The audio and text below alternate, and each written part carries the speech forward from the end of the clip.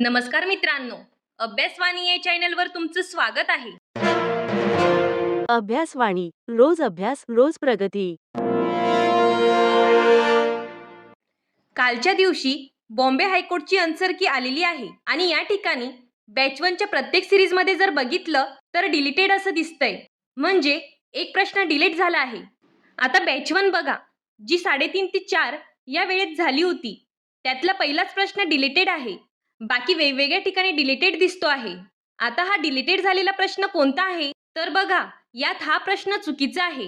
भारताची राष्ट्रीय भाषा अशी कुठलीही नाही. अधिकृत पद्धतीने जर बघितलं तर कलम 343 नुसार राजभाषा म्हटलं असतं तर ठीक होतं, परंतु इथे राष्ट्रीय भाषा म्हटलं आहे, त्यामुळे हा प्रश्न रद्द झालेला आहे. आता बघा मित्रांनो, कट ऑफ डिक्लेअर करायच्या दोन पद्धती असतात.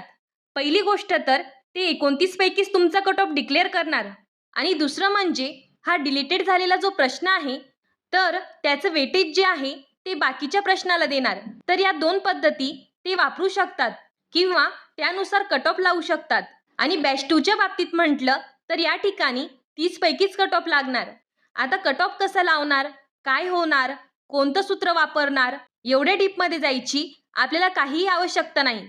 मित्रांनो, फक्त प्रश्न डिलीट झाला आहे हे फक्त लक्षात ठेवा. 29 पैकीच ते आता तुमचं मूल्यांकन करणार, त्यामुळे यात जास्त डीपमध्ये जायची काही गरज नाही.